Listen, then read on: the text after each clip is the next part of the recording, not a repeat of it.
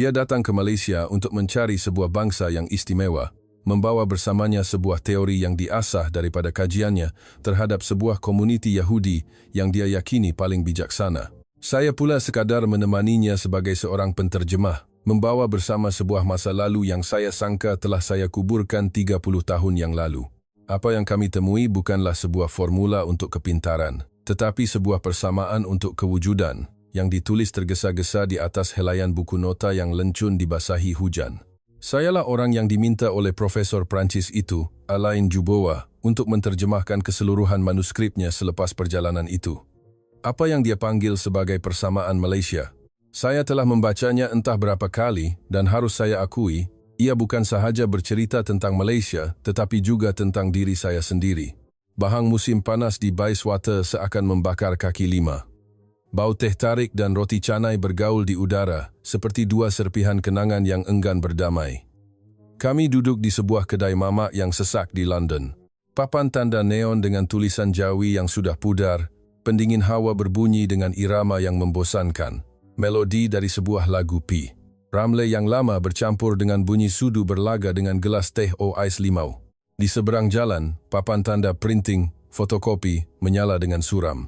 Cahaya itu, secara kebetulan, menerpa terus ke halaman buku nota bersampul kulit yang terletak di hadapan Alain. Profesor dari Sorbonne itu, dengan rambut perang dan mata kelabunya, sedang mencatat seperti seorang pemburu yang menjejaki mangsanya. Dia menemui saya selepas satu ceramah di SOAS, di mana orang memujinya kerana hasil kerjanya tentang kod kognitif Yahudi. Saya berjabat tangan dengannya dengan sopan. Dalam hati saya terfikir, seorang yang telah merentasi lautan ilmu akademik, tetapi masih percaya pada peta-peta klasik. Dia bertanya kepada saya dengan suara yang dalam dan mantap, "Awak percaya tak Malaysia adalah satu kes istimewa dalam pemulihan sosial selepas krisis?" Saya mengacau kopi os saya, membiarkan gula larut, melihat imej saya pecah menjadi dua dalam cecair perang pekat itu. Ya, mereka pulih dengan cepat. Belajar meniru segalanya 2 kali lebih pantas daripada orang lain, kata saya, seolah-olah melemparkan sebiji batu ke dalam perigi yang dalam, menanti gema. Alain menelengkan kepalanya, tanpa sedikit pun niat untuk membantah. Dia membuka buku notanya, menulis beberapa baris ringkas dengan tulisan yang teguh seperti degupan jantung seseorang yang tidak pernah risau. Saya menyandarkan badan ke kerusi, memulakan permainan lazim saya, melemparkan satu prasangka ke atas meja, dan melihat bagaimana orang di hadapan saya menanganinya. "Saya ingin tahu," katanya. "Ingin tahu tentang kecerdasan kolektif. Kekuatan yang boleh membantu sebuah bangsa bangkit semula dari abu. Manakala saya," kata saya dengan sinis, "mendapati bahawa kepintaran di sana selalunya hanyalah satu salinan. Komuniti mereka mudah percaya, dan semangat patriotisme mudah dicetuskan dengan slogan-slogan, cahaya dari papan tanda printing." Fotokopi sekali lagi menerpa buku notanya. Saya hampir tergelak. Dunia ini penuh dengan kebetulan yang begitu mudah bagi mereka yang fikir mereka sudah memahami segalanya. Saya sudah dengar apa yang orang katakan. Alain mengangkat muka, suaranya tetap tenang dan sekata, "Saya mahu lihat apa yang mereka lakukan." Saya pernah melihat ketenangan seperti ini pada ramai orang Perancis. Ketenangan seseorang yang sudah terbiasa mempunyai jawapan. Ia bukanlah keangkuhan, cuma kedinginan semata-mata. Jadi, saya tolak satu lagi buah catur ke hadapan. "Apa yang awak rancang nak buat di sana? Mencari jenius tersembunyi di Malaysia. Paling-paling pun, awak akan jumpa beberapa pelajar cemerlang matematik yang kemudiannya akan membuat perisian untuk orang lain." Dia tidak bertindak balas lagi. "Mungkin awak betul," katanya. Dia menutup buku notanya, meletakkan pen di sepanjang sisinya. Tetapi kadang-kadang saya fikir, manusia tidak perlu mencipta cahaya. Mereka hanya perlu tahu cara untuk memastikan ia terus menyala. Saya tergelak kuat. Kalau awak nak cari orang pintar, pergilah ke Silicon Valley. Di sana, cahaya bukan sahaja dikekalkan, malah ia dibungkus dan dijual dengan harga yang sangat lumayan. Seorang pelayan mamak lalu dan bertanya, "Tambah air, bang?" Saya mengangguk. "Bagi satu lagi." Di dinding, tergantung sekeping gambar hitam putih yang lama. Kuala Lumpur, 1957. Hari Merdeka. Saya tidak memandangnya, tetapi saya dapat merasakan kehadirannya, seperti kesan kapur yang tidak akan pernah terpadam. "Bila awak tinggalkan Malaysia?" Alain bertanya. "Tahun 95. Jawab saya ringkas. Waktu itu, kalau ada orang beritahu saya yang saya akan kembali, saya akan gelakkan mereka. Tapi sekarang saya boleh kembali untuk membuat sari kata bagi filem yang bakal awak rakamkan. Dia tersenyum sedikit, senyuman yang hanya mengangkat sebelah bibirnya, seolah-olah mengakui jenaka saya ada sedikit tarikannya. Dia memberitahu saya tentang sebuah syarahan di Collège de France, tentang makmal neuroscience, tentang graf-graf yang mengukur aktiviti otak apabila manusia belajar secara berkumpulan. Saya mendengar, memerhatikan bagaimana tangannya diletakkan di atas buku nota, ibu jarinya mengusap lembut tulang buku itu, seperti satu tabiat untuk menenangkan diri. Saya pernah menjadi penterjemah untuk ramai saintis, tetapi jarang sekali ada yang boleh membawa ketenangan seperti ini di sebuah kedai kopi yang sibuk. Boleh awak bantu saya? Akhirnya dia bertanya. Bergantung pada bagaimana awak mentakrifkan perkataan bantu, jawab saya. Saya boleh tunjukkan awak tempat-tempat di mana orang bercakap banyak perkara yang betul tetapi memberikan sangat sedikit bukti. Saya mahu pergi ke tempat di mana orang kurang bercakap, katanya, tetapi banyak bertindak. Kata-kata itu membuatkan saya terhenti seketika. Saya tidak berkata apa-apa, hanya mendengar deruman mesin pengisar kopi. Bau biji kopi panggang bercampur dengan bunyi orang bertengkar dalam dua bahasa, bahasa Melayu mengejar bahasa Inggris, berlegar-legar seperti permainan kejar-mengejar. Alain menyambung dengan suara yang sama mantap. Saya juga begitu. Bezanya, saya mau lihat sejauh mana prasangka saya betul. Saya sudah cukup melihat, jawab saya. Saya membesar di tengah-tengah slogan dan pergi dengan tiket sehala. Di sini, saya belajar bahwa api yang terbaik adalah api yang dinyalakan oleh diri sendiri.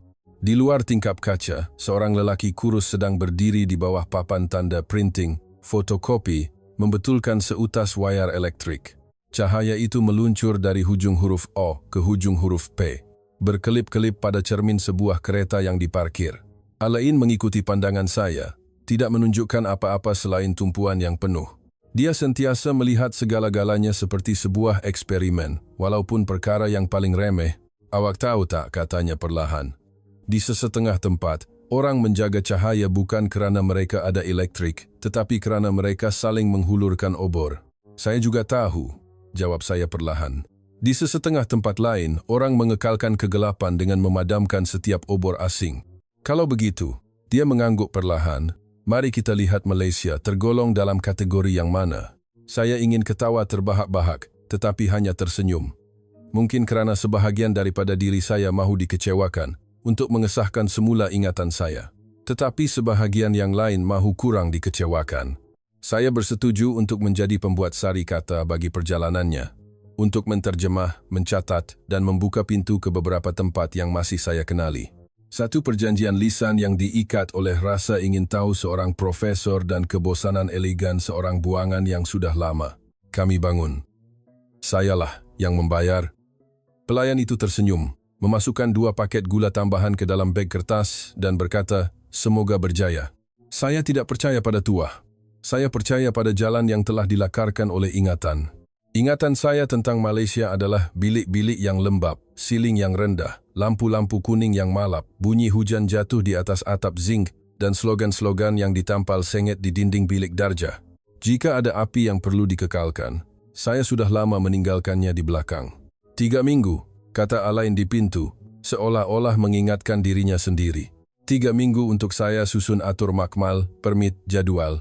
3 minggu untuk awak belajar makan roti canai tanpa mengotorkan baju kemeja, jawab saya dengan nada ringan seperti angin petang. Dia ketawa kuat, buat pertama kalinya pada petang itu.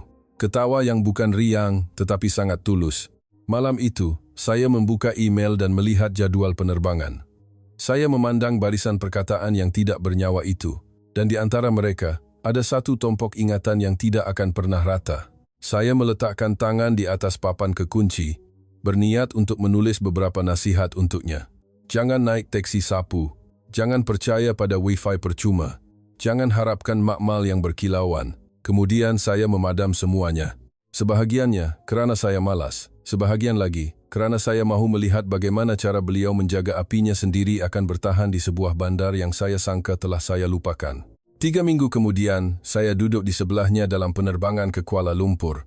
Apabila saya memandang ke bawah dari tingkap pesawat, melihat titik-titik cahaya yang terbentang dari pusat bandar hingga ke pinggir kota, saya mula tertanya-tanya, adakah ini cahaya yang dia maksudkan? Kuala Lumpur dalam ingatan saya adalah sebuah bandar yang kelabu dengan lampu-lampu kuning yang berkelip-kelip. Orang ramai berasa asak di bawah bumbung-bumbung berkarat. Tetapi Kuala Lumpur yang terbentang di bawah sayap pesawat ini begitu gemerlapan, seolah-olah seseorang telah memainkan semula ingatan saya hanya untuk menunjukkan betapa kolotnya saya. Jalur-jalur cahaya di sepanjang lebuh raya MEX kelihatan seperti manik-manik pada seutas tasbih, bersambung-sambung seperti penambahan yang tiada penghujungnya. Saya berpaling kepada Alain.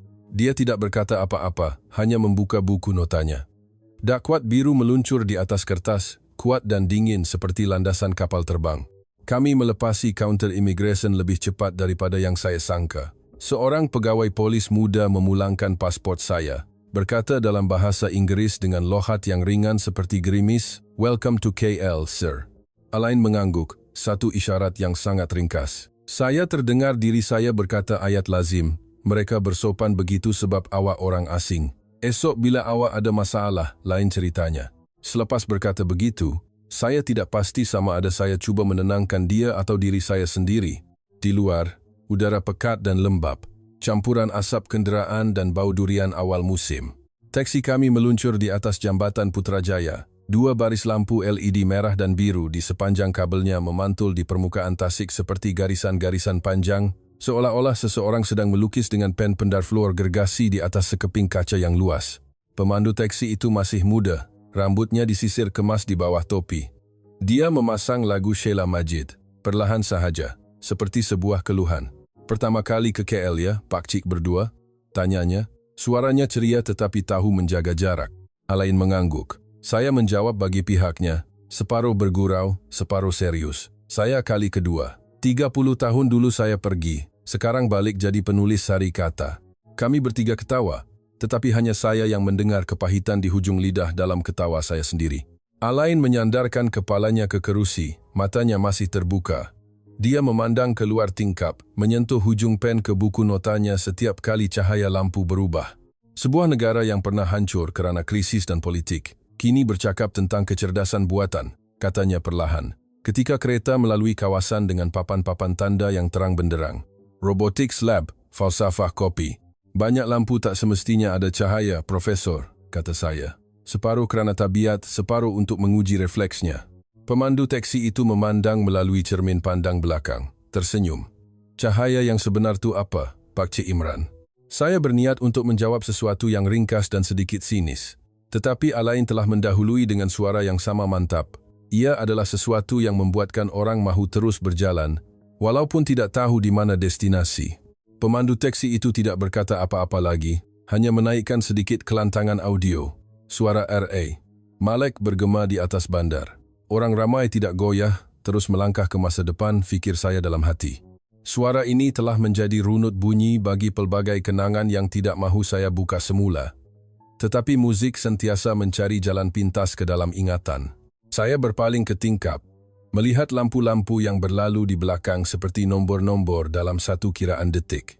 Kereta berhenti di hadapan sebuah hotel kecil berhampiran Bukit Bintang.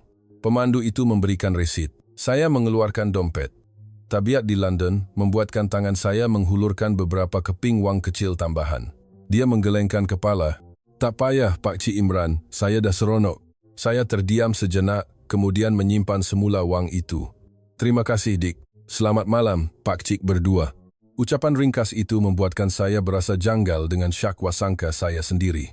Saya telah menyediakan sebuah kamus penuh dengan perkara-perkara yang tidak menyenangkan untuk perjalanan ini, dan nampaknya halaman pertama baru sahaja dipadam dengan dakwat merah.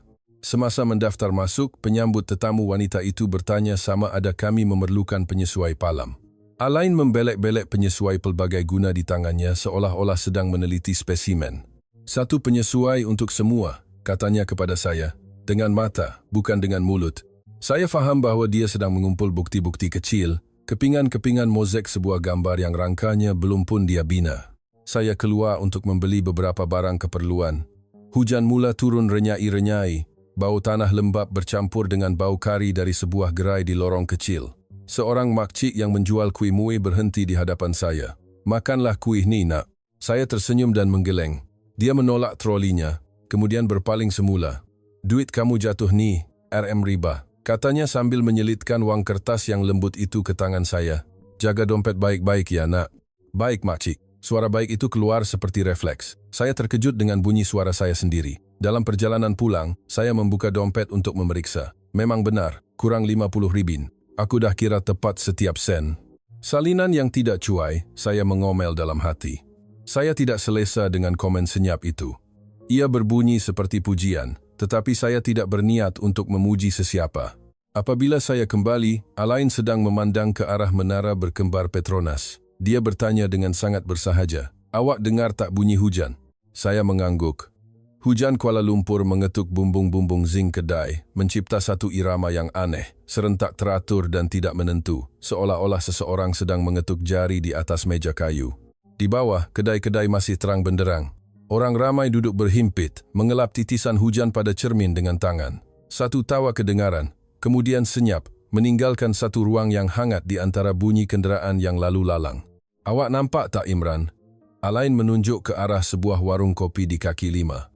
Mereka tidak menyembunyikan kehidupan mereka dalam kegelapan. Mereka membiarkannya bersinar. Saya tidak menjawab. Saya pernah percaya bahawa cahaya adalah sesuatu yang perlu dirancang, dilabel, dan disistemkan seperti barisan lampu isyarat di mana-mana bandar kaya. Di sini, cahaya seolah-olah lebih menyerupai nafas manusia. Tidak sekata, tidak terhitung, dan tidak boleh dimuatkan ke dalam mana-mana teori yang pernah saya gunakan untuk mempertahankan diri. Sebelum tidur, Alain pergi ke kaunter penyambut tetamu dan meminjam sekeping peta kertas. Dia mengambil pen dan menandakan bulatan kecil di atasnya. Institut Penyelidikan, University, sebuah kedai kopi berhampiran Jalan Alor, sebuah makmal di pinggir bandar yang telah saya cadangkan. "Esok," katanya, "saya mahu lihat bagaimana mereka bekerja di tempat-tempat yang paling biasa." "Di sini, semuanya biasa dengan cara yang luar biasa," jawab saya. Dia mengangguk seolah-olah sedang mencatat satu usul yang belum disahkan. Malam itu, saya membuka sedikit tingkap. Bunyi hon kereta pada pukul 10 malam kedengaran lebih perlahan. Muzik lama dari mana entah berkumandang lagi, dalam dan hangat, seperti seseorang sedang memeluk sebuah gitar lama untuk menenangkan diri di bawah hujan renyai. Ratusan orang masih duduk di warung-warung kopi, berbual dan bergelak ketawa. Tiba-tiba saya terfikir, mungkin saya telah pergi terlalu jauh sehingga terlupa bagaimana manusia menjalani kehidupan yang sebenar. Saya melekapkan dahi ke bingkai tingkap, tanpa sedar cuba mencari di dalam kepala cara untuk menerjemahkan frasa kehidupan sebenar ke dalam bahasa Prancis dengan betul. Saya tidak menemui perkataan yang benar-benar sesuai. Alain akan bertanya, saya akan berkata "vie authentique", dan masih terasa salah. Ada perkataan-perkataan yang lebih baik dibiarkan begitu sahaja. Saya memadamkan lampu, tetapi bunyi hujan yang jatuh di atas bumbung tidak berhenti. Di suatu tempat di bawah, sebuah beg plastik lut sinar melindungi setimbun buku agar tidak basah. Saya membayangkan beg itu sedang memeluk buku nota Alain pada satu malam yang lain, dalam satu hujan yang lain, seolah-olah sedang menjaga sebatang lilin kecil. Dan buat pertama kalinya sejak menjejakkan kaki di lapangan terbang, saya tidak lagi merasakan keperluan untuk bersikap sinis untuk bernafas. Saya hanya bernafas, perlahan dan dalam, seolah-olah seseorang baru sahaja memutarkan suis malap cahaya di dalam diri saya. Gadis itu membancuh kopi seolah-olah sedang menjalankan satu eksperimen, tepat dan teliti. Tetapi matanya lebih bersinar daripada lampu-lampu di dalam kedai. Saya sedang duduk di sebuah kafe kecil di Bangsar, cuaca awal pagi, angin cukup untuk membuat permukaan tasik buatan di taman berdekatan beriak perlahan. Kuala Lumpur pada masa itu seolah-olah cuba menyembunyikan kepintarannya di bawah satu lapisan kesederhanaan. Alain membuka buku notanya. Saya membuka lapisan pertahanan saya. Sejak tiba di sini, saya tidak pernah berhenti mencari kesilapan. Mungkin kerana saya takut, jika saya tidak menemui sebarang cacat, saya terpaksa mengakui bahawa ingatan saya sudah lapuk. Gadis bernama Aina itu memakai kemeja putih, rambutnya disanggul tinggi. Dia mengelap kaunter dengan pantas. Sesekali berhenti untuk melihat jika ada gelas yang memerlukan pelapik. Apabila melihat Alain, dia mengangkat kepala, suaranya jernih. Saya belajar bidang robotik dan kecerdasan buatan di Universiti Malaya. Saya menyampuk dengan refleks biasa seorang yang sudah terbiasa dengan prasangka, bidang paling popular. Semua orang belajar untuk jadi jurutera ekspor. Dia hanya tersenyum. Senyuman yang tidak provokatif, juga tidak tunduk. Mungkin juga, tapi saya belajar untuk faham otak manusia. Sebab itu satu-satunya mesin yang tak ada siapa boleh tiru. Alain mengangkat pandangannya, satu kilatan cahaya terpancar di matanya. Manakala saya sedikit tergamam. Dia bertanya dalam bahasa Perancis, saya menerjemahkan. Kamu ada makmal simulasi fMRI atau EEG? Aina tergelak. Kami pinjam peralatan dari Fakulti Farmasi, lepas tu gantikannya dengan algoritma kami sendiri. Alain terus menulis di dalam buku notanya, Constraint is design. Kekangan adalah reka bentuk. Saya tahu dia baru sahaja menemui sesuatu yang penting. Sementara itu, buat pertama kalinya, dalam perjalanan ini, saya merasakan saya sedang ketinggalan. Saya coba menyelamatkan keadaan. Bunyinya sangat falsafah, tapi akhirnya masih meniru kan? Aina meletakkan dulang di atas meja, pandangannya tenang. Meniru itu bukan sesuatu yang buruk kalau abang meniru untuk memahami. Kata-kata ini sungguh aneh, seperti nombor yang berulang-ulang tetapi tidak pernah sama. Cukup biasa untuk membuat saya ingin membantah, tetapi juga cukup baru untuk membuat saya terdiam. Alain mengangguk, menulis pantas di dalam buku notanya, Copy to understand. Tepat pada masa itu, seorang pengawal keselamatan dari hotel berdekatan masuk, memesan secawan kopi bungkus. Melihat Alain teragak-agak semasa melintas jalan, dia berkata, Pak Cik pandang depan, jalan terus je. Jangan ragu-ragu, kereta akan elak sendiri. Alain mengikut nasihatnya dan berjaya melintas jalan tanpa disentuh oleh sebuah kereta pun. Dia berpaling dan tersenyum seolah-olah baru sahaja menyelesaikan satu masalah matematik praktikal. Saya menggelengkan kepala, tetapi dalam hati saya merasakan adegan ini lebih menarik daripada mana-mana pembentangan PowerPoint yang pernah dia lakukan. Aina membawa air tambahan dan bertanya, Pak Cik berdua akan lama ke DKL? Beberapa minggu, jawab Alain. Dia mengangguk. Cukup untuk faham, kalau Pak Cik berdua sudi mendengar. Alain menelengkan kepalanya, menyuruh saya menerjemahkan. Saya tidak melakukannya. Mungkin kerana kata-kata itu tidak memerlukan terjemahan untuk menjadi cukup tajam. Sekejap kemudian, Aina berkata perlahan, Abang dah tinggalkan Malaysia, kan? Saya mengangguk. Abang pernah terfikir tak, orang Malaysia pun dah tinggalkan Malaysia. Cuma mereka sedang cuba mencari jalan pulang? Soalan itu ringan seperti nafas, tetapi jatuh ke atas meja dengan bunyi logam. Saya ketawa hambar menukar topik, tetapi di dalam kepala, perkataan jalan pulang terus menghantui saya. Pada sebelah petang, cahaya matahari keemasan menerangi bandar. Saya duduk memandang imej saya yang herot benyot pada cermin kaca. Tidak pasti sama ada ia sedang memantul atau melarut. Alain berkata, Awak nampak tak? Ada benda yang mereka tak cukup duit untuk ganti, jadi mereka jaganya dengan sangat baik. Dan penjagaan itulah yang mencipta memori. Saya menjawab perlahan. Saya panggil itu ketakutan kehilangan. Dia tersenyum. Kadang-kadang, ketakutan kehilangan adalah cara paling bijak untuk memelihara. Malam itu, saya menerjemahkan semula kata-kata Aina untuk Alain. Dia hanya berkata satu ayat pendek. Mungkin saya baru sahaja bertemu satu definisi baru tentang kepintaran. Belajar untuk memahami, bukan untuk menang. Saya bersikap sinis, tetapi entah mengapa apabila saya ketawa, saya merasakan ada sesuatu yang tersekat di kerongkong saya. Di luar, bunyi sudu mengacau kopi bercampur dengan bau bunga melur dan hiruk-pikuk jalan raya. Dalam cahaya itu, tidak menyilaukan tetapi tidak pernah padam, saya sedar ada kepintaran yang tidak bersinar untuk dilihat orang lain, tetapi untuk tidak sesat di jalan sendiri. Untuk melihat sama ada mereka meniru atau tidak, kata Alain. Cukup dengan melihat bagaimana mereka menyelesaikan satu masalah terbuka. Saya ketawa dan berkata, itulah gaya pelajar cemerlang yang hanya tahu mengikut acuan. Pagi di Kuala Lumpur, selembut susu. Hujan malam tadi telah meninggalkan bau tanah lembab di udara. Kami melalui pintu pagar sebuah maktab rendah sains mara, MRSM, di mana cogan kata, berilmu, beriman, beramal, dicat dengan warna merah. Seperti slogan lama yang masih bersinar, para pelajar berjalan pantas dengan pakaian seragam yang sama, kasut sukan berwarna putih.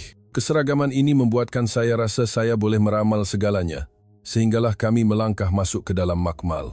Saya bertanya kepada Alain, mengapa di antara beratus-ratus sekolah di Malaysia, dia memilih tempat ini, sebuah sekolah dengan nama yang bunyinya seperti milik zaman lain. Dia tersenyum. Saya tahu tentang MRSM, melalui satu laporan UNESCO tentang sekolah-sekolah berprestasi tinggi di Malaysia. Mereka kata ini adalah sekolah terkemuka di negara ini, tempat berkumpulnya pelajar-pelajar paling cemerlang. Ramai yang telah memenangi pertandingan kebangsaan dan antarabangsa. Oh, begitu? Jawab saya. Jadi awak datang sini untuk lihat bagaimana Malaysia memupuk anak-anak pintar mereka. Dia menggeleng. Tidak juga. Saya tidak peduli siapa lebih pintar daripada siapa. Saya mahu faham cara mereka belajar. Bagaimana sebuah masyarakat yang pernah berpecah belah kerana krisis dapat membina semula satu sistem pendidikan yang membuatkan orang belajar untuk memahami, bukan sekadar untuk keluar dari kemiskinan. Dia menambah bahawa dalam sebuah artikel berbahasa Inggeris, satu deskripsi ringkas telah menarik perhatiannya. The school is academically selective, yet community-driven. Sekolah ini sangat memilih dari segi akademik, namun didorong oleh semangat komuniti. Dan itulah faktor yang tepat untuk apa yang dia panggil sebagai collective intelligence, kecerdasan kolektif. Matlamatnya dalam perjalanan ini agak jelas. Pertama, memerhati secara langsung model pembelajaran kolaboratif. Bagaimana pelajar menyelesaikan masalah bersama-sama dan bukannya bersaing. Kedua, merekodkan gabungan tradisi pembelajaran Malaysia dengan pemikiran saintifik moden. Dan akhir sekali, mencari struktur budaya yang telah membolehkan kepintaran Malaysia pulih dengan begitu cepat. Sesuatu yang dia percaya tidak akan dapat dicipta semula oleh makmal-makmal barat. Ketika kami melalui pintu pagar, dia berhenti sejenak di hadapan cogan kata itu. Slogan, kata saya, separuh bergurau, separuh sinis, tapi sekurang-kurangnya ejaannya betul. Alain tidak menjawab, hanya tersenyum. Matanya mengikuti para pelajar yang bergegas melintasi padang, tudung-tudung mereka berkibaran di tiup bayu pagi. Saya pernah percaya bahawa kepintaran itu diwarisi, katanya perlahan. Tetapi mungkin di sini, ia dilatih untuk menjadi tabiat. Dan kami terus berjalan menuju ke makmal, tempat di mana dia berharap akan menemui apa yang dia panggil sebagai persamaan Malaysia. Ia bukanlah makmal yang saya bayangkan. Meja-meja kayu, papan putih yang penuh dengan contengan pen marker, beberapa komputer riba yang ditampal dengan pelekat-pelekat lama. Sebuah kipas siling berputar perlahan. Namun, di tengah-tengah kekacauan teknologi buatan sendiri itu, kanak-kanak itu bekerja dengan tumpuan yang begitu mendalam, sehingga udara seolah-olah menjadi pekat. Ketua kumpulan, Farhan, seorang yang pendiam dengan pandangan mata yang sangat teguh. Di hadapannya, sebuah robot sedang mengikut garisan yang dilukis menggunakan sensor buatan sendiri. Saya fikir, pasti helah lama dari YouTube. Ia akan berjalan beberapa pusingan, kemudian berhenti. Alain duduk, buku notanya terbuka, pen di tangan. Farhan menerangkan, kami guna reinforcement learning, tapi kami tulis algoritma sendiri, bukan guna library sedia ada. Kami panggil ia peta tingkah laku. Setiap kali berjalan, robot akan rekod data untuk belajar sendiri. Alain mengangguk dan bertanya, jadi, kalau terputus sambungan internet macam mana? Kami guna data tingkah laku robot itu sendiri untuk melatihnya semula. Kami panggil ia diari mesin. Saya tersenyum sinis. Idea ini pasti mereka baca di mana-mana. Farhan membuka telefonnya dan menunjukkan kepada Alain repositori kod sumber. Komen-komen semuanya dalam bahasa Melayu. Sejarah komit berlanjutan sehingga pukul 11 malam. Alain mengecilkan matanya untuk melihat dengan lebih jelas cap masa asal. Dia berkata, mengagumkan. Guru penyelia berdiri di belakang, tidak campur tangan. Hanya apabila Farhan berhenti, barulah dia bertanya lembut. Kamu ikut prosedur mana? Tak ada prosedur khusus, cikgu. Kami cuma cuba dan gagal sampai berjaya. Jawapan itu mengejutkan saya. Cuba dan gagal sampai berjaya. Di Amerika, orang memanggilnya trial and error. Tetapi di sini, ia diucapkan dengan nada penuh keyakinan, tanpa sebarang defensif. Alain mencadangkan satu ujian di luar skrip. Tutup lampu, tukar lantai dari warna putih ke kelabu. Saya berdiri berpeluk tubuh, menunggu untuk melihat robot itu terhuyung hayang beberapa pusingan, kemudian seolah-olah teringat sesuatu, ia menyesuaikan semula haluannya. Lampu isyarat mula berkelip, roda membelok dengan tepat mengikut garisan. Seluruh bilik senyap sunyi. Farhan menunduk melihat skrin, berbisik, dia dah belajar. Alain menepuk tangan perlahan, satu tepukan yang cukup untuk memecah kesunyian. Di Silicon Valley, kami ada modal untuk syarikat pemula, katanya perlahan. Tapi di sini, mereka ada kreativiti untuk terus hidup. Saya tiba-tiba mendengar diri saya bernafas perlahan. Di dalam kepala saya, satu suara lain bergema. Mungkin mereka tidak meniru seperti yang kau fikir, Imran. Tetapi mulut saya telah menemui jalan kembali kepada sindiran. Saya berkata perlahan, sebuah robot yang pandai menyesuaikan diri boleh menjadikan sebuah negara kreatif, begitu? Alain tidak menjawab, hanya menutup buku notanya dan memandang keluar tingkap, di mana cahaya matahari menembusi dedaunan seperti barisan data yang baru dimuat turun. Sebelum kami pergi, Farhan berlari mengejar dan memberikan saya sekeping kertas. Ini kod sumber teras, ada nota dalam bahasa Melayu. Abang cuba terjemahkan, tengok faham tak? Saya melihat baris terakhir. Jika tiada internet, belajar semula dari diri sendiri. Ayat ini membuatkan saya terdiam sepanjang perjalanan pulang. Semasa keluar dari pagar, guru itu menjemput kami minum segelas air sirap limau. Para pelajar menunduk memberi salam. Terima kasih, Cikgu. Salam itu kedengaran lembut tetapi sangat jelas. Saya teringat kembali tahun-tahun saya di Amerika, di mana pelajar memanggil profesor dengan nama pertama mereka, seolah-olah mereka rakan sekerja di sebuah syarikat pemula. Di sini, di dalam bilik yang usang ini, ada sesuatu yang membuatkan saya merasakan penghormatan itu wujud atas sebab yang munasabah. Alain memegang gelas air, memandang ke langit yang biru jernih, dan berkata seolah-olah kepada dirinya sendiri, orang selalu fikir kreativiti memerlukan syarat, tetapi kadang-kadang, kekurangan adalah satu-satunya syarat yang diperlukan oleh ciptaan. Saya tidak menjawab, kerana jika kata-kata ini keluar dari mulut seorang rakyat Malaysia, mungkin saya akan mentertawakannya. Tetapi daripadanya, ia berbunyi seperti satu pengesahan.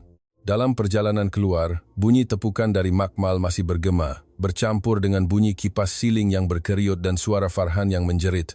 Robot masih berjalan, Cikgu. Alain menoleh dan tersenyum.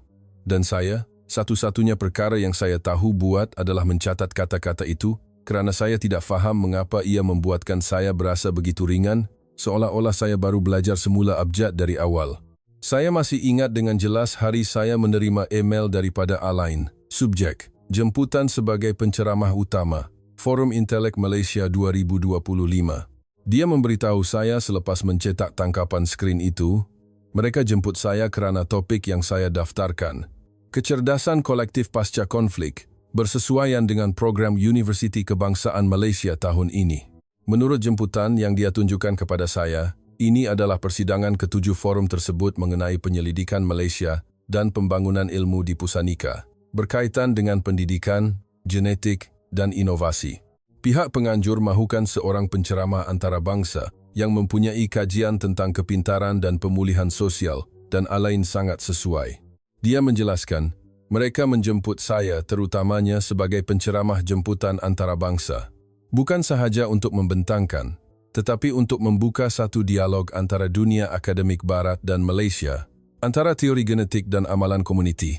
Matlamat Alain di persidangan itu sangat jelas. Pertama, membentangkan hasil awal daripada kajian kod kognitif Yahudinya dan mempersoalkan sama ada model ini boleh diguna pakai untuk sebuah negara seperti Malaysia. Kedua, mendengar dan merekod pengalaman sebenar para sarjana Malaysia, terutamanya pembentangan daripada pensyarah dan ketua kumpulan penyelidik dari universiti tempatan. Ketiga, memulakan kerjasama dengan universiti dan institut penyelidikan di Malaysia untuk mengumpul data tentang budaya perisian tegar, sesuatu yang dia percaya boleh menjelaskan keajaiban pemulihan dalam komuniti Malaysia. Keempat, dan terakhir, mencipta satu syarahan kolaboratif antara dia dan seorang profesor Malaysia dengan tujuan untuk mencipta semula model yang dia panggil sebagai kepintaran adalah keberanian untuk memulihkan. Harapan Alain, apabila melangkah masuk ke dewan itu adalah praktikal. Dia berharap akan kurang mendengar persetujuan yang sopan dan lebih banyak soalan yang benar-benar kuat. Bukan sekadar awak kata, kami angguk. Dia berharap untuk melihat bukti-bukti hidup bahawa kepintaran bukan hanya terletak pada gen, tetapi juga pada persekitaran, pada komuniti, pada cara manusia memulihkan diri bersama-sama. Dan jika bernasib baik, dia mahu mencari sekurang-kurangnya seorang pelajar atau satu kumpulan penyelidik dari Malaysia yang akan bekerja sama dengannya kelak untuk membangunkan manuskrip persamaan Malaysia. Jadi apabila kami melangkah masuk ke Dewan Besar berkaca yang menghadap ke padang rumput kampus, dengan lapisan kabus nipis seperti asap, Alain menarik nafas perlahan dan berkata, mari kita lihat. Hari ini, bukan sahaja saya yang akan bercakap tentang genetik dan kepintaran, tetapi kita semua akan bersama-sama bertanya, Apa yang sebenarnya membolehkan sebuah bangsa menulis semula kodnya sendiri? Saya meletakkan tangan di atas meja penterjemah, bersedia untuk beberapa tepukan sopan. Tetapi kali ini, jauh di lubuk hati, saya tahu saya belum bersedia. Di persidangan universiti itu, Alain bercakap tentang genetik dan kepintaran. Saya duduk di sebelahnya, tangan sedia di atas meja penterjemah. Selepas berpuluh tahun di London, saya sudah terbiasa dengan persidangan di mana semua orang mengangguk kepada apa yang sudah mereka percayai, terutamanya apabila penceramah datang dari Sorbonne. Dewan besar berkaca itu menghadap ke padang rumput kampus. Lapisan kabus nipis seperti asap. Pelajar, penyelidik, beberapa profesor senior. Suasananya ada sesuatu yang jernih secara tidak dijangka, seolah-olah semua orang benar-benar mahu mendengar. Alain memulakan dengan suara yang tenang. Genetik menyediakan potensi. Tetapi persekitaran pembelajaran, community, itulah yang menentukan siapa kita akan jadi. Saya menterjemah secara mekanikal, tiada apa yang baru. Sehinggalah seorang pemuda dari barisan tengah berdiri, memegang mikrofon dengan kedua-dua belah tangan. Dia memperkenalkan diri. Saya Zikri, jurusan Biologi Molekul Fakulti Sains, Teknologi, UKM. Suaranya perlahan, mantap, tanpa sedikit pun getaran. Tuan Profesor, jika gen dianggap sebagai perkakasan, maka perisian tegar adalah sesuatu yang wajib berjalan walaupun kekurangan sumber. Dan pendidikan adalah perisian yang sentiasa dikemas kini. Malaysia sangat kuat dalam menampal pepijat secara kecemasan. Seluruh dewan ketawa kecil. Alain mengangkat keningnya. Manakala saya hampir tergelak kuat, tetapi kemudian saya memandang sekeliling, tiada siapa yang ketawa mengejek. Semua orang mengangguk-angguk seolah-olah mereka baru mendengar satu definisi yang sangat munasabah. Alain mengangguk, menulis pantas di dalam buku notanya, budaya perisian tegar. Saya menterjemahkan frasa ini dan berasa seperti sedang menterjemahkan satu konsep falsafah, bukan sesuatu dalam persidangan sains. Alain menyambung, sebuah bangsa mungkin lemah dari segi perkakasan, tetapi jika perisian tegar mereka baik, mereka masih boleh menjalankan perisian yang paling moden. Zikri masih berdiri tegak, menjawab dengan ketenangan yang jarang ditemui. Ya, Tuan. Dan jika perisian itu ada pepijat, kami akan membaikinya dengan tangan, bukan menunggu kemas kini automatik. Kata-kata ini membuatkan seluruh dewan senyap selama beberapa saat. Saya menterjemahkan setiap perkataan dengan perlahan, kerana saya tahu ia sedang menyentuh sesuatu yang jauh lebih mendalam daripada teknikal. Alain memandang Zikri, satu senyuman kecil terukir di bibirnya. Kamu bukan sahaja faham tentang biologi, kamu juga faham tentang cara untuk terus hidup. Saya merasakan keraguan saya lenyap seperti asap rokok yang ditiup angin. Sehingga saat itu, tiada siapa yang berdebat untuk menang. Mereka bertukar-tukar idea seolah-olah sedang bersama-sama memprogramkan sesuatu yang jauh lebih besar. Zikri menyambung dengan suara yang lebih dalam, kami tidak menafikan peniruan, Tuan Profesor. Tetapi meniru untuk membolehkannya berjalan di atas pelbagai mesin yang berbeza, itu adalah penyetempatan. Dan penyetempatan itulah yang mencipta perbezaan. Saya terdengar diri saya mengulangi ayat itu dalam bahasa Prancis, La localisation crée la différence. Selepas menterjemah, saya tidak dapat menahan diri dan berpaling memandangnya. Dia tidak ketawa, tetapi matanya bersinar. Satu cahaya yang sebenar, bukan cahaya pantulan dari lampu-lampu di luar. Hujan mula turun lebat. Bunyi hujan yang menghentam tingkap kaca seolah-olah memberi rentak kepada pembentangan itu. Alain menutup buku notanya. Terima kasih, Zikri, dan menundukkan kepalanya, seperti orang Jepun. Pelajar itu juga menunduk hormat. Seorang profesor Jepun di barisan belakang, Profesor Takashima, tersenyum dan berbisik kepada saya, lebih kuat daripada teori. Saya mengangguk. Ya, memang lebih kuat daripada teori. Dalam perjalanan pulang dengan bas, Alain tidak berkata apa-apa, hanya memandang keluar tingkap. Saya membuka telepon dan melihat satu pesanan daripada Aina. Malam ni singgah kedai saya ya. Hujan cantik. Saya menjawab ringkas. Mungkin. Saya berkata perlahan kepada Alain. Hujan di sini pun pandai bercerita. Dia hanya menggumam tetapi saya nampak jelas tangannya masih di atas buku nota yang dibalut dengan beg plastik, seolah-olah cuba menyimpan setiap titis hujan yang jatuh di atas huruf-huruf itu. Saya tertanya-tanya. Adakah apabila seseorang mula memahami bahasa hujan, itu juga saat mereka mula mendengar suara sebuah negara? Ada malam-malam di mana hujan membuatkan bandar seolah-olah sedang membersihkan ingatannya sendiri. Malam itu, Kuala Lumpur telah membersihkan prasangka-prasangka saya. Hujan mula turun sejurus kami keluar dari persidangan di kampus universiti. Sehinggalah kami berjaya mencari teksi untuk pulang ke pusat bandar, hujan sudah semakin lebat. Air naik hingga ke buku lali. Kereta mati di merata tempat. Saya berkata dengan sinis, "Inilah ekosistem inovasi awak, Profesor. Kalau Einstein hidup di sini pun, pasti dia angkat tangan." Alain tidak menjawab, hanya melindungi buku notanya dengan tangan. Masih buku nota biru yang sama, kini basah lencun. "Saya lebih takut kehilangan tulisan daripada kehilangan jalan," katanya. Saya hendak membalas sesuatu apabila saya terdengar satu suara. "Pak Cik Imran, masuk sini dulu." Ianya Aina. Dia memakai baju hujan nipis dan sedang menuntun skuter lamanya. Lampu di kedai kopinya masih menyala. Di dalam beberapa pelanggan sedang berhimpit-himpit mengelak hujan. Dia berlari keluar dan memberikan kami 2 helai tuala kering. "Pak Cik berdua masuk dulu.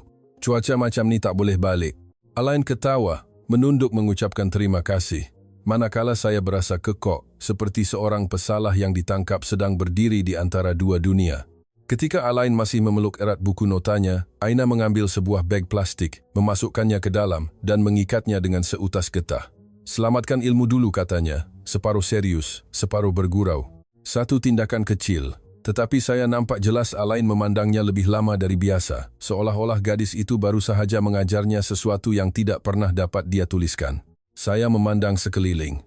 Pelanggan-pelanggan tempatan sedang berkongsi baju hujan, memberi tempat duduk kepada orang tua, mempelawat teh panas kepada orang yang tidak dikenali. Hujan mengetuk bumbung zinc, air mengalir di bawah kaki kami. Seorang budak lelaki berumur lingkungan 8 tahun, mungkin anak kepada pemilik kedai, Anas yang pernah Aina sebutkan, memberikan Alain sebuah lagi beg plastik kecil. "Ini, Pak Cik, untuk letak pen Pak Cik sekali." Alain terdiam sejenak, kemudian mengambilnya. "Terima kasih," katanya dalam bahasa Melayu yang pelat. "Terima kasih, Dik." Saya melihat adegan ini lucu dan aneh pada masa yang sama. Seorang profesor yang bercakap tentang gen-gen pintar, kini sedang belajar cara melindungi pennya daripada hujan daripada seorang kanak-kanak. Tetapi pada saat itulah, satu fikiran terlintas di kepala saya. Mungkin kepintaran tidak terletak pada kebolehan mencipta, tetapi pada naluri untuk melindungi perkara-perkara berharga. Apabila hujan reda, Aina berkata, "Biar saya hantarkan Pak Cik berdua balik hotel. Dekat saja dari sini." Saya hendak menolak, tetapi Alain sudah mengangguk setuju. Dia mengambil baju hujannya, mengoyakkannya menjadi 2, dan mengikatnya semula, membentuk 2 jubah sementara. Cukup untuk 3 orang. Tak perlu cantik asalkan kering. Dia menunggu Alain duduk di hadapan. Saya duduk mengiring di belakang, memeluk beg sandang.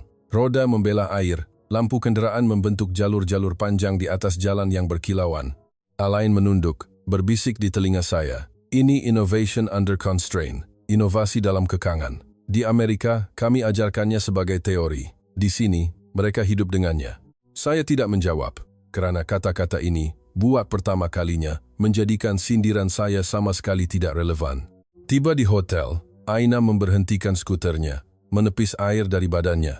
Alain mengeluarkan dompet, tetapi gadis itu menolaknya. "Tak apalah, Pak Cik. Di sini, jadi pandai itu maknanya tahu tolong orang lain dulu." Saya berdiri di situ. Di luar, hujan masih turun, tetapi bunyinya kedengaran seperti tepukan gemuruh. Alain hanya berkata perlahan, "Dia baru sahaja tunjukkan kepada saya apa yang kurang dalam buku-buku saya. Kepintaran ada hati." Saya melangkah masuk ke lobi, dan sebelum sempat berkata apa-apa, Aina memanggil dari belakang. "Pak Cik Imran, ingat balut buku nota tu elok-elok ya. Jangan bagi basah tulisan tu." Saya berpaling dan mengangguk. Dalam cahaya lampu hotel yang memancar keluar, wajahnya kabur dalam tirai hujan, tetapi matanya tetap bersinar, seolah-olah dialah yang sedang menjaga api yang pernah Alain sebutkan. Malam itu saya tidak tidur. Saya membuka perakam suara dan menyalin semula kata-kata Aina. Di Malaysia, jadi pandai itu maknanya tahu tolong orang lain dulu. Saya memainkannya berulang kali sehingga saya sedar saya tidak lagi ketawa sinis. Di luar, hujan masih turun, teratur, sangat lama, seolah-olah bandar ini sedang belajar semula cara untuk menyucikan dirinya sendiri. Jika mahu faham kepintaran orang Malaysia, jangan cari di perpustakaan, duduklah di meja makan. Malam itu, Aina menjemput kami ke rumahnya. "Bukan jamuan besar pun," katanya. "Makan malam biasa-biasa saja." Pada mulanya saya mahu menolak. Memberi alasan ada bahan yang perlu diterjemahkan. Tetapi Alain terus menerima pelawaan itu.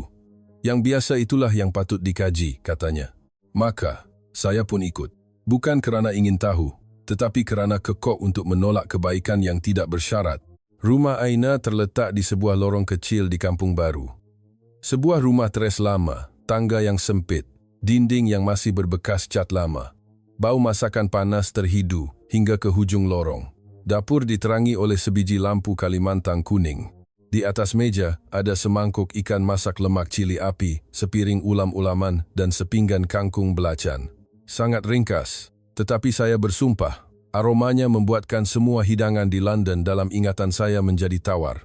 Nenek Aina duduk di hujung meja, rambutnya putih seperti asap, suaranya lembut dan sedikit bergetar. Makanlah, nak, nanti sejuk.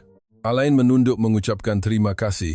Sementara saya berasa kekok seperti seorang anak yang pulang ke kampung selepas bertahun-tahun. Aina memperkenalkan kami. Ini nenek saya. Masa muda dulu dia guru di sekolah kampung lepas merdeka. Alain bertanya melalui terjemahan saya. Nenek masih ingat anak-anak murid nenek? Neneknya tersenyum. Nenek tak ingat semua nama. Cuma ingat mata mereka bila dah faham apa yang diajar. Saya terhenti di tengah-tengah penterjemahan, memandang Alain. Dia terus menulis di dalam buku notanya, Learning Through Empathy. Saya bergurau perlahan, awak sedang tulis buku psikologi ke, Profesor? Dia menjawab dengan suara yang dalam dan mesra. Tidak, saya sedang belajar matematik. Matematik yang mereka buat dengan sepenuh hati. Makan malam itu berlangsung dengan begitu mesra. Aina mencedokkan lauk untuk kami seolah-olah kami ahli keluarga. Dan lelaki yang sentiasa mengukur kepintaran dengan graf-graf otak itu, duduk diam mendengar cerita-cerita neneknya tentang zaman mengajar dengan kapur tulis dan papan hitam. Anas, budak lelaki itu, berlari-lari dan tiba-tiba berkata, Anas nak baca Inggeris untuk Pakcik dengar, boleh? Semua orang ketawa. Alain mengangguk. Budak itu bermula, My teacher is kind. Alain membetulkan sedikit sebutannya, kemudian memuji, Very smart, because you care. Anas tidak faham sepenuhnya, tetapi Aina ketawa. Dan saya merasakan kata-kata itu ditujukan untuk seluruh rumah ini. Di tengah-tengah makan, neneknya bertanya kepada Alain melalui terjemahan saya, Kamu orang Perancis. Kamu mengajar juga? Alain mengangguk. Ya, nenek. Kamu sayang anak murid kamu? Seluruh bilik senyap. Hanya kedengaran bunyi sudu berlaga dengan pinggan. Alain terdiam sejenak, pandangannya jauh. Kemudian dia berkata perlahan dalam bahasa Melayu yang pelat, Ada. Tapi tak cukup. Saya tidak menterjemahkannya. Tidak perlu. Semua orang di meja itu faham. Menjelang akhir makan, Aina meletakkan seketul ikan ke dalam pinggan saya. Di sini, kali pertama makan, kita tetamu. Kali kedua, dah jadi keluarga. Saya ketawa, tetapi terasa mata saya pedih. Neneknya menambah. Orang kita hidup sesama kita dengan kasih sayang. Sorang-sorang, pandai macam manapun, tak cukup. Alain menulis pantas di dalam buku notanya. Collective intelligence begins with shared compassion. Saya memandang tulisannya dan tertanya-tanya, adakah ini bab paling penting dalam buku yang bakal lahir nanti? Ketika hendak pulang, neneknya memegang tangan Alain dan berkata lembut, Terima kasih sebab datang belajar dengan kami. Dia menunduk sangat rendah dan berkata perlahan, Saya yang banyak belajar. Malam itu, dalam perjalanan pulang ke hotel, saya tidak berkata apa-apa. Alain juga begitu. Hanya kedengaran bunyi air hujan yang bertakung di bumbung dan bau masak lemak yang masih melekat pada pakaian. Tiba di bilik, dia menyalakan lampu meja, membuka buku notanya, dan menulis satu lagi baris yang sempat saya lihat dari belakang bahunya. Kecerdasan kolektif tidak lahir dari persaingan, tetapi dari belas kasihan. Saya duduk di tepi tingkap, mendengar bunyi motosikal di luar jalan. Dan buat pertama kalinya, saya faham bahawa ada pelajaran yang tidak terdapat di dalam buku, tetapi pada cara orang menghulurkan sepiring lauk panas pada satu malam yang hujan. Saya pernah berkata kepada Alain di London bahawa orang Malaysia mengekalkan diri mereka dengan sambal belacan dan ketakutan. Tetapi selepas perjalanan ini, saya tidak lagi pasti jika itu masih benar. Kami kembali ke London pada awal bulan Oktober. Udara di England kering, matahari terik, langit biru seperti kaca. Semuanya terlalu terang. Dan entah mengapa mata saya berasa pedih. Kedai mamak lama di Bayswater kembali sesak. Di sinilah kami pernah duduk bersama Alain beberapa bulan lalu ketika dia masih bertanya tentang Malaysia sebagai satu konsep yang jauh. Sekarang, dia kembali dengan sebuah buku nota yang penuh dengan tulisan. Manakala saya tidak lagi pasti sama ada saya penterjemah atau orang yang sedang membuat pengakuan. Di televisyen kedai, sedang ditayangkan sebuah dokumentari. Malaysia Bangkit Kuala Lumpur sertai Perlumbaan Inovasi Asia. Saya mendengar wartawan British itu menyebut perkataan Malaysia dengan intonasi yang berat dan panjang, berbeza sama sekali dengan nada tajam dan kritikal tahun-tahun sebelumnya. Di sebelah, Pak Cik Bidin, pemilik kedai, seorang bekas tentera, sedang mengelap gelas dan memandang ke arah kami. Profesor kaji apa di Malaysia? Politik? Alain tersenyum. Kepintaran? Satu meja itu ketawa. Ada yang berkata, kepintaran sekarang semua di London lah. Saya menyampu, suara saya perlahan. Mereka bukan lagi salinan. Mereka sedang menulis kod sumber mereka sendiri. Tiada siapa di meja itu berkata apa-apa.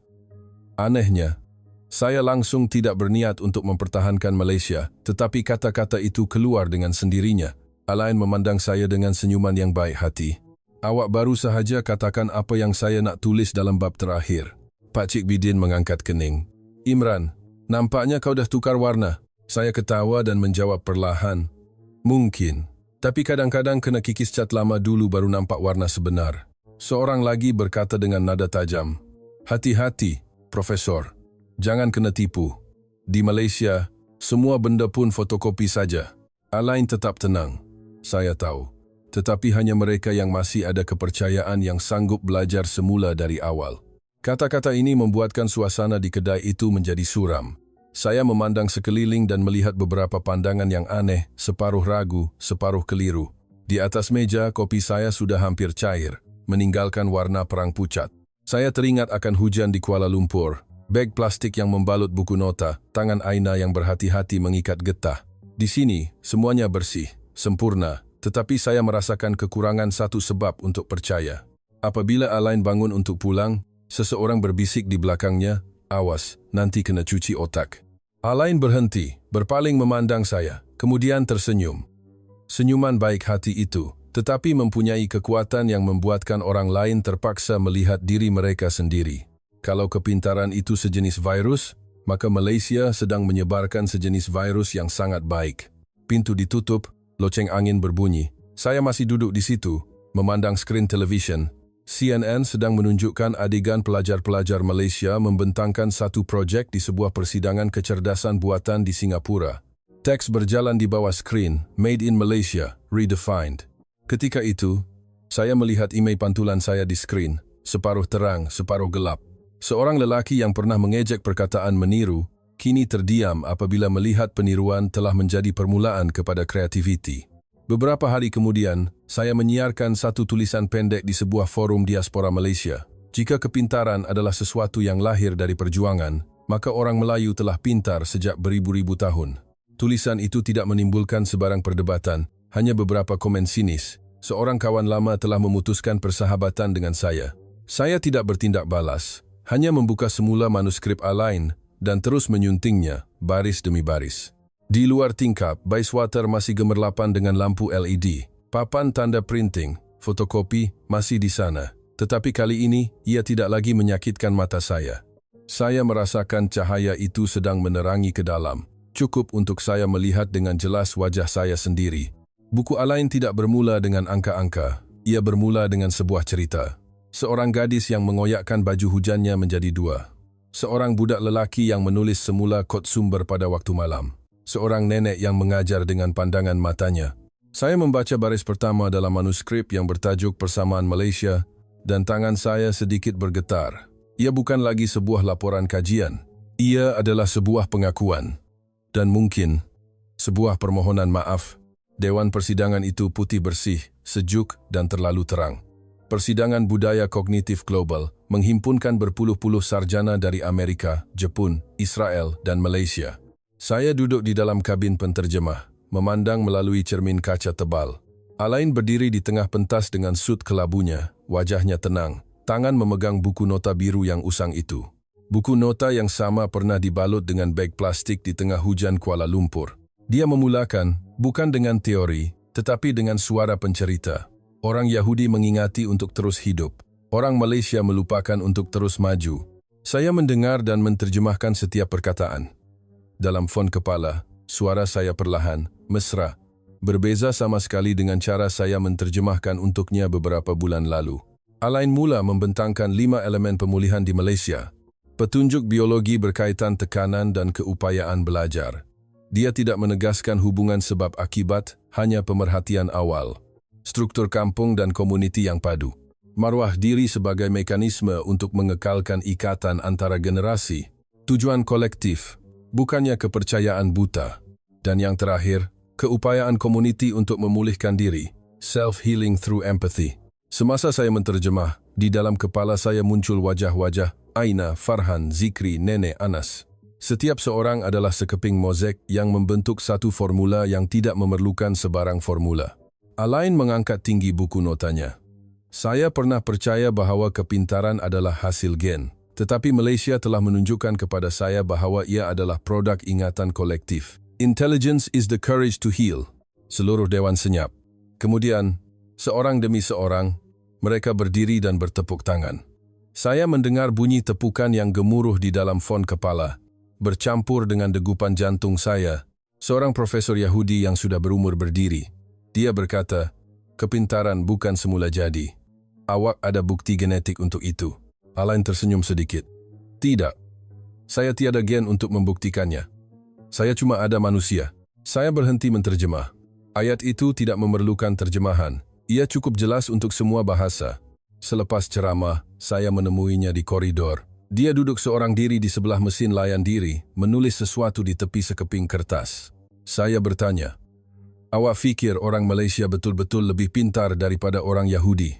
Alain memandang saya, matanya baik hati dan sedikit letih. Tidak. Saya percaya mereka pintar dengan cara yang telah kita lupakan. Pintar untuk wujud bersama, bukan untuk menang. Malam itu saya menerima email daripadanya. Subjeknya ringkas, cahaya. Kandungannya hanya sebaris, tanpa perlu diterjemah. Dan Imran, awak tahu tak apa yang Malaysia ajarkan kepada saya? Bahawa cahaya yang sebenar tidak perlu melalui kanta seorang Perancis untuk dilihat. Saya membacanya berulang kali sehingga skrin komputer riba saya kabur kerana air mata. Di luar, kabut sejuk telah menyelubungi kampus universiti. Lampu-lampu jalan memantul pada cermin, sama seperti malam hujan di Kuala Lumpur. Satu-satunya perbezaan adalah, sekarang saya tidak lagi berdiri di luar balkoni untuk melihat orang lain menjaga api. Saya sedang belajar untuk menjaganya dengan cara saya sendiri. Saya memulakan terjemahan buku beliau sebagai satu pekerjaan. Saya menyiapkannya sebagai satu pengakuan. Sudah hampir tengah malam di London. Di dalam pangsapuri kecil saya, cahaya lampu meja yang kuning hangat menerangi manuskrip yang bertajuk Persamaan Malaysia, edisi terjemahan Melayu. Di luar tingkap, papan tanda restoran Malaysia. Boleh berkelip-kelip, seolah-olah seseorang sedang memeriksa degupan jantung saya. Di skrin komputer, halaman terakhir masih terbuka. Kata-kata Alain terpapar dengan jelas. Intelligence is the ability to heal together. Saya menaip terjemahannya. Kepintaran adalah keupayaan untuk pulih bersama-sama. Sebahagian daripada diri saya mahu menambah nota kaki untuk menerangkan dengan suara seseorang yang pernah percaya dia lebih memahami Malaysia daripada orang Malaysia itu sendiri. Tetapi, kemudian saya teringat akan pandangan mata Aina pada malam hujan itu, teringat kata-kata neneknya. Sorang-sorang, pandai macam manapun, tak cukup. Dan saya tahu, semua penjelasan adalah berlebihan. Saya membuka semula email lama Alain. Membaca semula ayat, jangan terjemah semua. Biarkan beberapa ayat dalam bahasa Melayu, kerana ada perkara yang hanya orang Malaysia faham. Saya tersenyum sedikit, tetapi ia adalah senyuman yang sebenar. Di dalam kepala saya terdengar lagi bunyi sudu berlaga dengan pinggan, bunyi hujan mengetuk bumbung zinc, suara Anas bertanya, Pak Sheikh, jadi pandai untuk apa kalau tak boleh tolong orang? Semuanya bergaul menjadi satu melodi kecil yang tidak akan pernah dapat saya tulis semula. Hanya boleh didengari dengan sepenuh hati. Saya bangun, membancuh secawan teh bunga, membuka tingkap. Angin malam membawa bau asap dari kedai-kedai makan yang jauh. Lampu-lampu lebuh raya terbentang, satu cahaya putih dan sejuk, tetapi hari ini saya mendapatinya sangat lembut. Mungkin cahaya bukan untuk menyinari sesiapa, tetapi untuk memastikan orang tidak sesat antara satu sama lain. Saya kembali ke meja, menaip baris terakhir pada kata pengantar penterjemah. Dan sekecil-kecil percikan api itu pun adalah cahaya. Saya menyimpan file, mematikan komputer. Bilik itu menjadi sunyi, hanya tinggal cahaya dari luar yang menembusi tingkap. Saya tidak tahu sama ada Alain akan pernah membaca terjemahan ini, atau sama ada dia sudah memulakan satu perjalanan yang lain.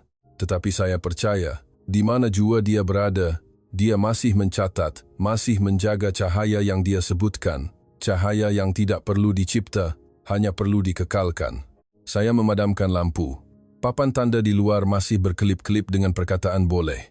Dan pada saat itu, saya sedar saya bukan lagi penterjemahnya. Saya sedang menterjemahkan semula kehidupan saya sendiri. Perjalanan ini telah mengajar saya bahwa cahaya yang sebenar bukan datang dari lampu-lampu neon yang gemerlapan, tetapi dari kebaikan yang dihulurkan dari tangan ke tangan dalam kegelapan. Ia tidak diukur dengan watt, tetapi dengan kehangatan. Itulah cahaya yang setiap seorang daripada kita boleh ciptakan. Bukan untuk dilihat, tetapi untuk membantu orang lain melihat jalan. Jika cerita ini telah menyalakan satu percikan api kecil di dalam diri Anda, kongsikanlah ia. Dan jangan lupa beritahu kami tentang api yang sedang Anda jaga di ruangan komen di bawah.